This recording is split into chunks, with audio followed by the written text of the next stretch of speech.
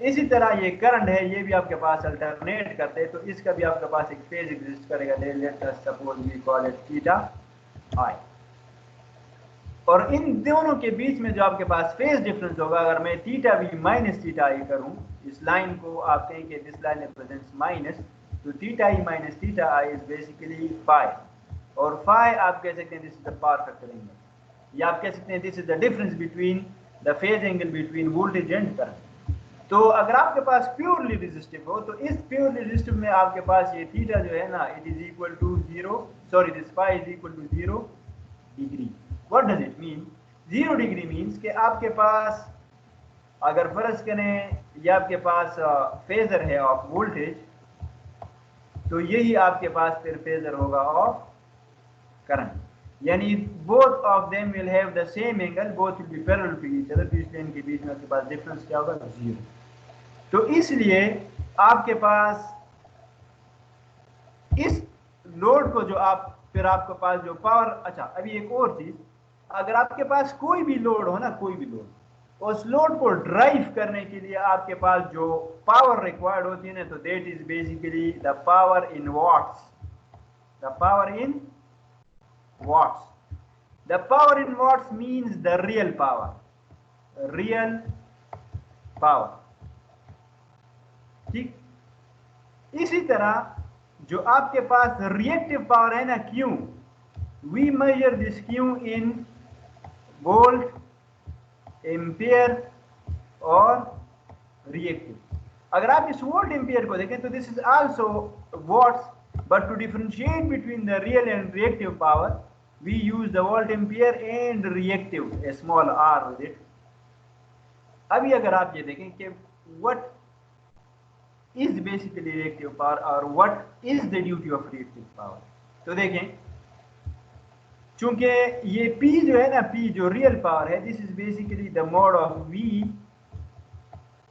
into the mode of I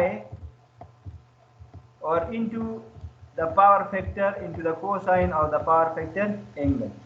तो अगर इसमें आपके पास चूंकि रेजिस्टेंस में आपके पास जो एंगल है दैट इज बेसिकली 0 डिग्री, तो cosine of 0 is equal to 1, तो हम कह सकते हैं कि you have V mod of V into the mode of I, so this is basically the real power P।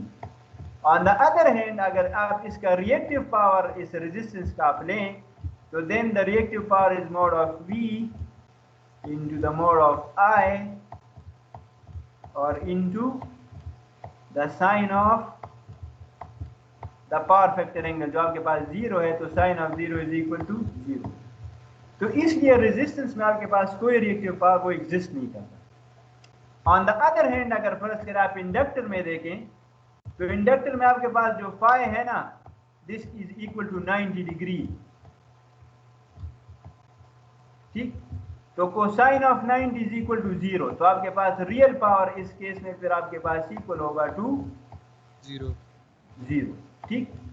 इसी तरह आपके पास कैपेसिटर में भी आपके पास जो फाई है that is basically minus 90 degree, यानी इसमें आपके पास वोल्टेज लीड करते हैं करंट बाय 90 डिग्री, इधर आपके पास करंट लीड करते हैं वोल्टेज बाय 90 डिग्री। तो इधर दोबारा आपके पास रियल पावर आपके पास इक्वल आएगा किस चीज के? 0।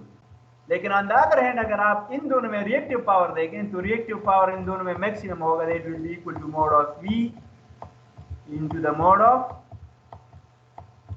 I। इसी तरह इधर आपके पास ये नेगेटिव होगा, it will be equal to mod of V into mod of I। अच्छा, अभी अगर ये तो आपके पास देखें पावर्स हो गए कि ये रियल पावर और रिएक्टिव पावर। अभी अगर फर्ज करें हम इस चीज की तरफ आए कि basically what is the duty of this reactive power, तो देखिए मैं आपको कुछ यूं समझा देता हूं ना कि let suppose we have a transformer, ठीक। Let suppose we have a transformer कि ये आपके पास कोई भी ट्रांसफार्मर है, ठीक। और सपोज हम ये कह देते हैं कि ये R जो है ना, इधर ये R basically this is the resistance of the wires, या आप कह सकते हैं, या ऑफ द वाइंडिंग्स कह सकते हैं ऑफ दिस ट्रांसफार्मर। और इस तरह फिर ये आपके पास क्या इंडक्टर्स लगे हुए in the form of coil इस ट्रांसफार्मर में, इसी तरह इस साइड पे। तो now what is the duty of transformer? The duty of transformer is to step up और स्टेप डाउन द वोल्टेज। तो let's suppose if this is V1 और दिस इज V2, तो अगर ये आपके पास स्टेप अप ट्रांसफार्मर होगा तो the V2 will be greater as compare to the V1। Now we know that definitely ये आपके पास वर्किंग किस तरह करेगा अगर हम इसको पावर प्रोवाइड कर दें P, सॉरी क्योंकि आपके पास इसके क्रॉस AC सर्किट जो है तो आप नष्ट कर दें। तो नाउ अभी आपके पास दो टाइप्स ऑफ पावर इधर आएंगे due to this AC circuit. एक आपके पास होगा रियल पावर P और एक आपके पास होगा रिएक्टिव पावर, ठीक। तो अभी what we need is that we need to transmit this real power from this side of a transformer to this side of a transformer। और इसको फिर हम सपोज अगर आपके पास कोई भी लोड जो है तो इधर लगा हो तो हम इस लोड पे बेसिकली ये पावर क्या कर रहे हैं, दे रहे हैं। यानी we need to drive this load, इसको अगर मैं रिप्रेजेंट कर दूं विद L, और आप लोड तभी ड्राइव कर सकते हैं अगर आपके पास रियल पावर हो, यानी लोड को आप तभी ड्राइव कर सकते हैं if you have a real power, ठीक। लेकिन अभी आपने इस रियल पावर को आप इस प्राइमरी साइड से आप रिएक्टिव साइड पे किस तरह डिस्पैच करेंगे? You can not dispatch it until and unless you have a magnetic flux here in the windings, और ये मैग्नेटिक फ्लक्स फिर आपके पास इस कोर में से फ्लो करके आपके पास इधर आए सेकेंडरी कॉइल में, इधर इंडक्शन करे और इधर आपके पास फिर वोल्टेज प्रोड्यूस हो एट द सेकेंडरी। अभी ये फ्लक्स जनरेशन और फिर फ्लक्स थ्रू द कोर और फिर दोबारा आपके पास electromagnetic induction at the secondary और आपके पास फिर voltage at the secondary side, ये आपके पास तभी अकर होगा, it will only be occur if you have this inductive coils. और ये आपके पास इंडक्टिव कॉइल्स तभी वर्कआउट करेंगे जब आपके पास इसमें रिएक्टिव पावर क्या करे, फ्लो करे, और उस रिएक्टिव का पावर की वजह से आपके पास फिर फ्लक्स जनरेट हो और वो फ्लक्स फिर आपके पास इलेक्ट्रोमैग्नेटिक इंडक्शन करे, तो तभी आपके पास यानी this reactive power basically provides a platform, या आप कह सकते हैं कि this reactive power is at the moment is acting as a conductor to this real power, कि ये आपके पास एक कंडक्टर मौजूद होगा तभी इसमें ये आपके पास रियल पावर क्या कर सकेगा, फ्लो कर सकेगा। तो means this reactive power is helping this real power to flow from the primary towards the secondary, ठीक। तो basically this is the duty of the reactive power। Is it clear? Sir अगर reactive power ना हो real power फिर की sir अगर आपके पास reactive power ना हो तो आप कभी भी जो है तो रियल पावर ट्रांसमिट नहीं कर सकते। ठीक है सर, ठीक है ना। yes, दिस मैं आपको बता रहा हूँ, this is the case of transformer. इसी तरह अगर फर्ज करें आप एग्जांपल ऑफ कोई मशीन ले लें, इलेक्ट्रिक मोटर, तो इलेक्ट्रिक मोटर में भी आपके पास इलेक्ट्रोमैग्नेटिक इंडक्शन होती है, उसमें भी आपके पास अगर इंडक्शन रिएक्टिव पावर ना हो तो you can not transmit the power या you can not drive that motor. ठीक है सर, ठीक है, ओके। और कोई question? No sir, very clear. शुक्रिया। अच्छा, सैयद अहमद अली, आपका कोई क्वेश्चन है? अस्सलाम वालेकुम। वालेकुम सलाम, कैसे हैं आप, ठीक हैं? यस सर, ठीक ठाक। सर ये मैंने डेरिवेशन से पूछना था कि ये ना कहीं कहीं बीच में समझ नहीं आ रही थी, तो अगर आप ये किसी पेज पे हमें डिराइव करके सेंड कर दें। पेज पे? जी, पेज पे डिराइव करके। तो पेज और ना आप क्या कह रहे हैं कि आप उसको राइटिंग की समझ नहीं आई?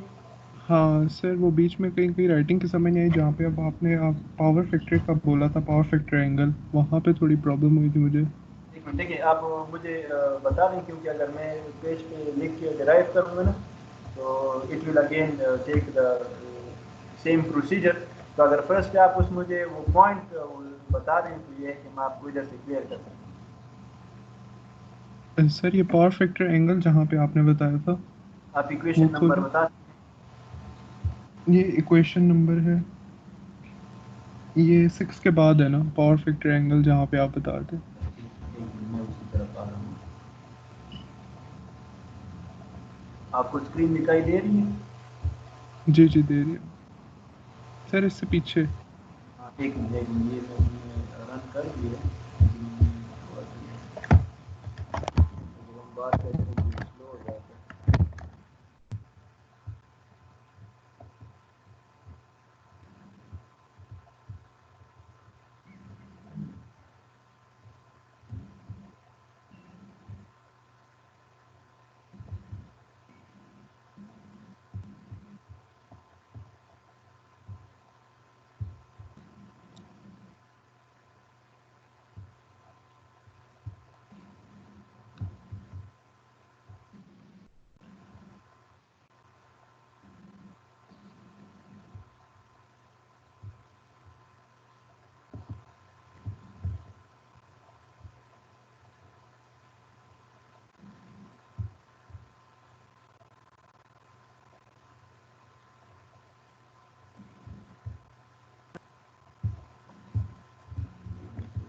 स्लो है, चलें आप इस तरह करें, आप मुझे ये इक्वेशन बताएं ना, मैं आपको इधर से सॉल्व करके देता हूँ। Just wait a minute.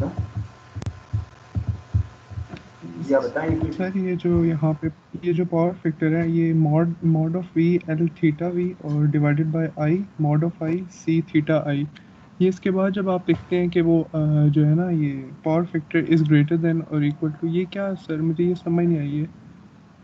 देखिए आप थोड़ा सा स्लोली बताएं मुझे। P of T is equal to ये यहाँ power factor mod is of, equal to mod of V अच्छा power factor is equal to mod mod of of V V L theta. L theta ना, L नहीं है ये, आई होगा। No sir, नीचे आई है। Power factor is equal to mod of V L L, theta V. L L L नहीं है, बेसिकली आपके पास एंगल है, एंगल थीटा भी इस तरह एंगल थीटा होगा। देखिए एंगल एंगल हम इस तरह रिप्रेजेंट करते हैं ना with this angle sort of, यानी एंगल 0 डिग्री। समझ आ रही है आपको? ठीक है जी, सही सर, वही तो बात है कि राइटिंग की सही समझ नहीं आ रही मुझे, तो मैं कह रहा था अगर आप पेज पे डिराइव कर दे साफ थोड़ा। अच्छा और कोई आपको क्वेरी है इसके अलावा? नहीं, बस मतलब ये मुझे डेरिवेशन में कह रहा था, मुझे एक सही से वो है ना, साफ इस लिखा एंगल कहीं की और आपको ना। समझ नहीं आ रही? हाँ जी, यहाँ से भी, और फिर भी सर वो पूरी जो डेरिवेशन है उसमें थोड़ी थोड़ी कहीं पे भी मुझे समझ नहीं आ रही। चलिए ठीक है, ये सिर्फ इस डेरिवेशन की बात कर रहे हैं। जी जी, अभी तो इसका बता दें। चलिए ठीक है, ये मैं पेज पे सॉल्व करके तो मैं आपके सीआर को ईमेल कर दूँ। ठीक है sir. Okay, thank you.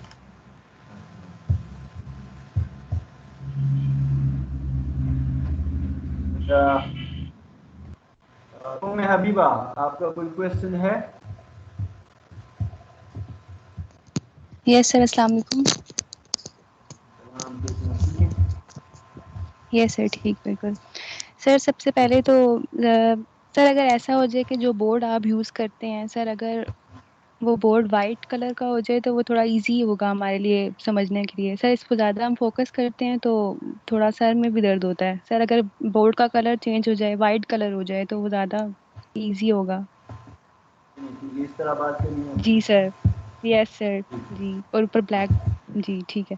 Sir इसके अलावा जी जो डेरिवेशन है उसमें लास्ट में जाके आपने इंटीग्रेशन की थी सर, जिसमें आपने कॉज, जी सर, जिसमें ब्रैकेट में कॉज थे सर, दो एंगल्स थे, तो उसमें सर आपने एक पे तो इंटीग्रेशन अप्लाई की थी, दूसरे पे इंटीग्रेशन नहीं अप्लाई की आपने, या मुझे आप मुझे समझने में ये शायद।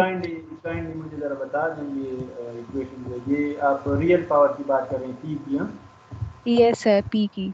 हाँ, ये आपके पास इक्वल का integral of 1/t, 1/t। Yes. Integral from 0 to t, और फिर आपके पास cos of phi cos of phi plus cos of plus cos of 2 omega plus 2 omega plus five theta V plus theta I. Plus theta E और plus theta. आई। Sir इसमें आपने जो second वाला cause है उस पे तो इंटीग्रेशन अप्लाई करके उसे साइन में कन्वर्ट किया था, लेकिन जो फर्स्ट वाला कॉज है उसको साइन में कन्वर्ट नहीं किया आपने, क्योंकि मैथ्स का रूल है कि जब इंटीग्रेशन हो रही होती है तो हम दोनों पे अप्लाई करते हैं। बिल्कुल मेथ का रूल तो है, लेकिन आप थोड़ा सा जो है ना ध्यान दिया करें। और अगर फर्ज करें मेरा सॉल्व कर रहा हूँ ना, तो ये ज़रूरी नहीं है कि आप सिर्फ जो है ना बोर्ड को या लेक्चर को देख के जो है तो बस आप उधर ही से अंदाजा लिया करें। क्योंकि मैथमेटिक्स जब तक आप पेन जो है ना पेज के ऊपर रख कर आप उसको राइटिंग शुरू ना करना तो चीज़ें क्लियर नहीं। देखिए आपके पास अगर इस फर्स्ट टर्म को देखें ना, तो ये आप ये इंटीग्रेशन जो ले रहे हैं ना, तो आप ले रहे हैं रिस्पेक्ट टू टाइम, ठीक। और अगर इस फर्स्ट टर्म को देखें तो इसमें आपके पास कहीं पे भी यानी टाइम का कोई जो है तो यानी वेरिएबल नहीं है, तो इसलिए ये कोसाइन ऑफ आई आपके पास एक्सट्रीमली कॉन्स्टेंट है। तो अगर आप इसको 1/t और इसको आप अगर फर्ज करें इंटीग्रल लें फ्रॉम 0 to t, और फिर आपके पास या सही समझ आ गई मुझे सर। ठीक सर, ये वो मैं प्रॉपर नोट्स बना रही हूँ सर, लेकिन वो मुझे याद नहीं रहा कि हम टी की रिस्पेक्ट से ले रहे हैं। ठीक है सर, आ गई समझ। ये आपको थोड़ा सा जो है ना जी। और कोई क्वेश्चन? अच्छा यस सर। सर इसके अलावा जैसे अभी भी ट्रांसफार्मर का भी आप बता रहे थे सर, इसमें मैग्नेटिक इंडक्शन जो हो रही होती है ट्रांसफार्मर में सर, वो हमारे पास रिएक्टिव पावर की वजह से हो रही होती है। देखिए जो रिएक्टिव पावर का उसमें एक बहुत मेन रोल है, क्योंकि रिएक्टिव पावर जो है ना, देखिए अगर ये आपके पास इंडक्टर है ना, तो इस इंडक्टर में आपके पास जो है ना एनर्जी स्टोर होती है, ठीक। और वो एनर्जी जो है ना वो आपके पास होती है इन the form of magnetic field energy, ठीक। इस तरह कैपेसिटर में आपके पास ये एनर्जी स्टोर होती है और वो एनर्जी आपके पास स्टोर होती है इन the form of electric field, ठीक। तो अभी इस चीज में ये एनर्जी जो आपके पास स्टोर होती है तो इन the form of magnetic field, तो अगर आप उस एनर्जी को आप रिलेट करें विद द पावर, तो that is basically the reactive power. समझ आ रही है? यानी अगर आपके पास ये रिएक्टिव या ये एनर्जी जो है आपके पास ये स्टोर कर रहा है, तो it will be concern with the reactive power. यानी जिस तरह हम एनर्जी की बात करते हैं ना, एनर्जी के energy is basically power into time ना, हम एनर्जी की बात करें, ठीक। यानी इसका आपके पास यानी यूनिट होता है बेसिकली वॉट सेकंड। अगर आपको याद है हमने इलेक्ट्रिकल एनर्जी के यूनिट डिस्कस किए थे। तो इधर अगर फर्ज करें आप इस एनर्जी की बात कर रहे हैं, तो अगर इधर आपके पास ये पावर रियल पावर है because it is measured in watts, तो इधर अगर फर्ज करें आप इस एनर्जी की बात करेंगे, तो ये फिर आपके पास जो पावर इसके साथ कंसर्न होगा देन रिएक्टिव पावर, ठीक। तो ये है कि जब तक आपके पास ये रिएक्टिव पावर ना हो, या इसमें आपके पास जो पावर आप कह सकते हैं जो स्टोर हो रहा है, या जो ये पावर जो कंज्यूम कर रहे हैं बेसिकली, तो that is basically the reactive power. सही सर। सर जब भी हम एसी सर्किट जब भी हम कहीं पे साथ लगाते हैं, तो सर हमारे पास एक पावर के रियल पावर के साथ साथ रिएक्टिव पावर भी आती है। जी जी। तो सर मतलब तब भी हमारे पास रिएक्टिव पावर किसी भी सर्किट में मूव करेगी ना, जब हम एसी सर्किट अप्लाई करेंगे। सर मतलब ये तो नहीं होता कि किसी भी कंपोनेंट में पहले से स्टोर होती है। नहीं नहीं नहीं, देखें स्टोर तो नहीं होती। स्टोर तो यानी अगर फर्स्ट करें आपके पास बिल्कुल फ्रेश सर्किट हो ना, fresh circuit means time t equal to 0 अगर आप बात करें, तो उस टाइम पे तो इसमें स्टोर नहीं होती। ये तो जब आप सर्किट जो है तो आप स्विच ऑन करते हैं और उसमें जो है तो फिर फ्लो होता है करंट का, तो तभी जो है तो वो करंट जब इसमें फ्लो करेगा तो तभी आपके पास फिर मैग्नेटिक फील्ड की यूज होगी और आपके पास तभी जो है तो रिएक्टिव पावर है। अगर फर्स्ट में आपके पास करंट, क्योंकि अगर आप रिएक्टिव पावर को देखें तो that is basically equal to mod of V into the mode of I और then into the sine of the angle phi। तो अभी अगर आप इसमें देखें तो this is basically the current, कि अगर फर्स्ट में आप टाइम t इक्वल टू 0 आपके पास करंट हो नहीं, तो फिर आपके पास नेगेटिव पावर नहीं हो सकती।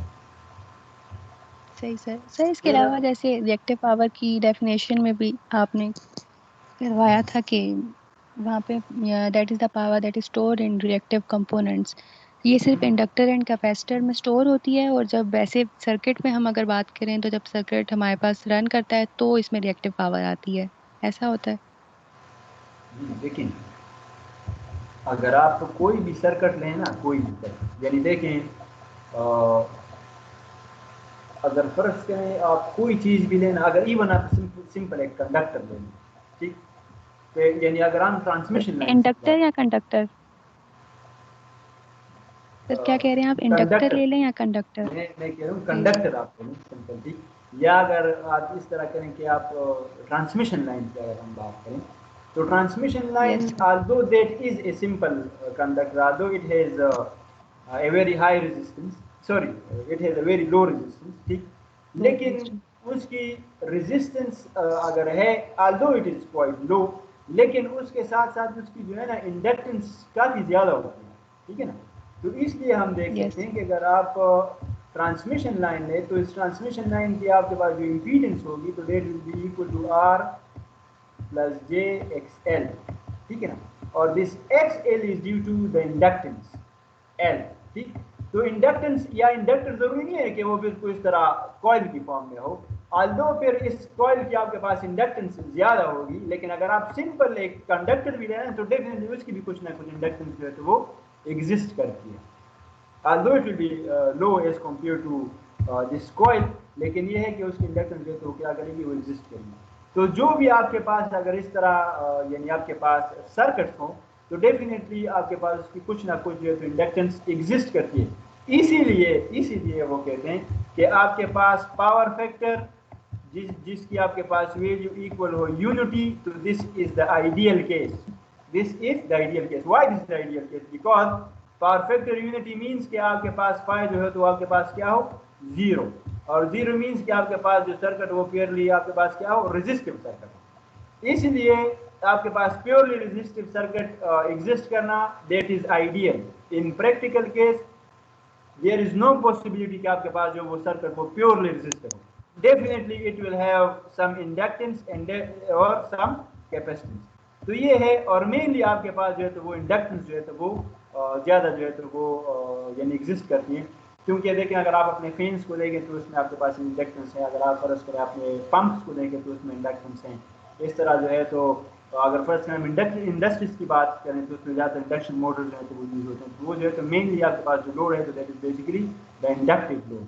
और फिर उनको उसके पावर फैक्टर को फिर इम्प्रूव करने के लिए, क्योंकि इंडक्टर के आपके पास जो रिएक्टिव पावर होता है that is basically positive Q, और कैपेसिटर का आपके पास जो रिएक्टिव पावर होता है तो that is basically negative Q, तो उसकी फिर उस पावर फैक्टर को इम्प्रूव करने के लिए और इस रिएक्टिव पावर को काउंटर करने के लिए फिर हम कैपेसिटर बैंक जो है तो हम यूटिलाइज करते हैं ताकि उसको हम क्या कर सकें, हम माइनस कर सकें, ताकि आपका पास जो पावर फैक्टर है वो क्या कर सकें, इंप्रूव कर सकें, इंक्रीज हो जाए।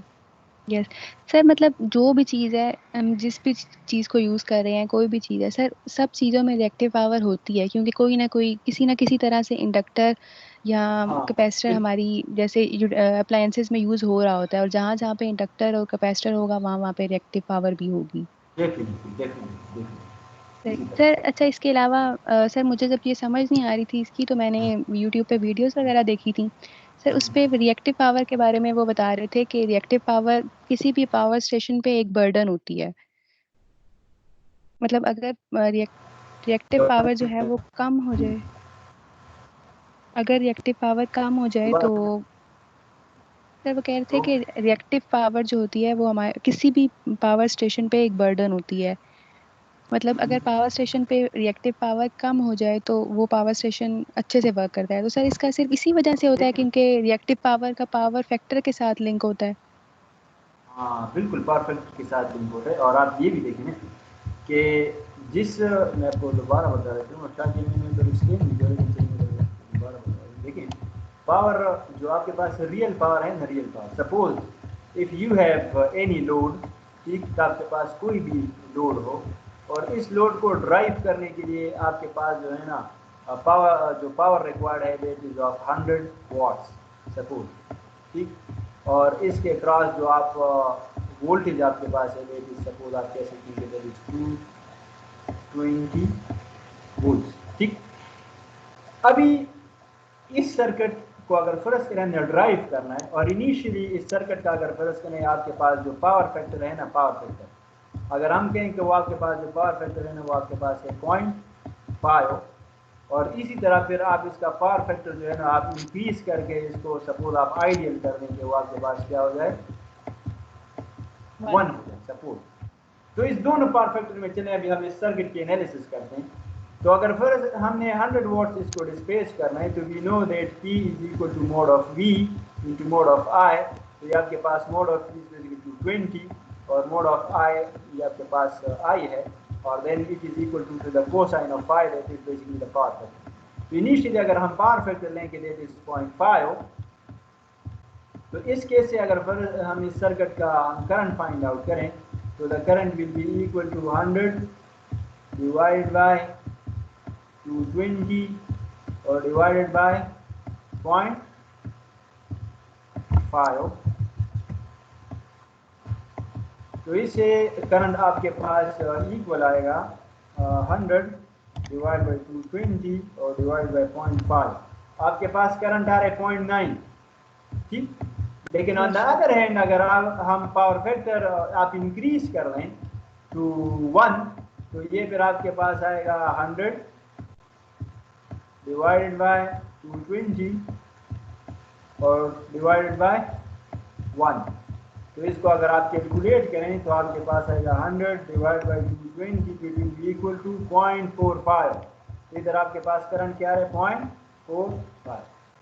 अभी जितना आपके पास करंट ज्यादा होगा तो वी नो कि आपके पास I2R लॉसेस क्या होंगी, ज्यादा हो तो जब पावर फैक्टर आपके पास ज्यादा होगा कम होगा तो डेफिनेटली आपके पास लॉसेस ज्यादा आ रही है। पावर फैक्टर आपके पास ज्यादा है तो आपके पास लॉसेस क्या आ रही है, कम आ रही है। तो जिस स्टेशन में आपके पास लॉसेस कम हो तो वो बेहतर, जिस स्टेशन पे आपके पास लॉसेस ज्यादा हो तो वो बढ़ जाए। Yes sir. सर इसके अलावा आपने ये भी बताया था ना कि रजिस्टर में जैसे सर मतलब ये ऐसा ही होता है कि इंडक्टर में हमारे पास रियल पावर एग्जिस्ट नहीं करती है, जो भी होती है वो रिएक्टिव पावर होती है और रिएक्टिव पावर ही अपेरेंट पावर होती है, इक्वल होती है क्योंकि Q is equals to VI हो जाता है इंडक्टर के केस। अगर आप प्योर इंडक्टर ले लें, बिल्कुल आप ठीक कह रहे हैं, प्योर इंडक्टर के कैपेसिटर में भी सेम, इनमें रियल पावर्स एग्जिस्ट ही नहीं करती, इनमें होती है तो सिर्फ रिएक्टिव पावर ही होती है। अगर आपके पास प्योर ये component pure inductor pure capacitor. सही सर, ठीक है, यही था सर। ठीक है सर, थैंक यू। नहीं सर, बस यही क्वेश्चन थे। Thank you so much. चलिए ठीक है, फिर इंशाल्लाह अगले लेक्चर के दौरान हम मुलाकात करते हैं। शुक्रिया, अपना ख्याल रखिएगा। अस्सलाम वालेकुम।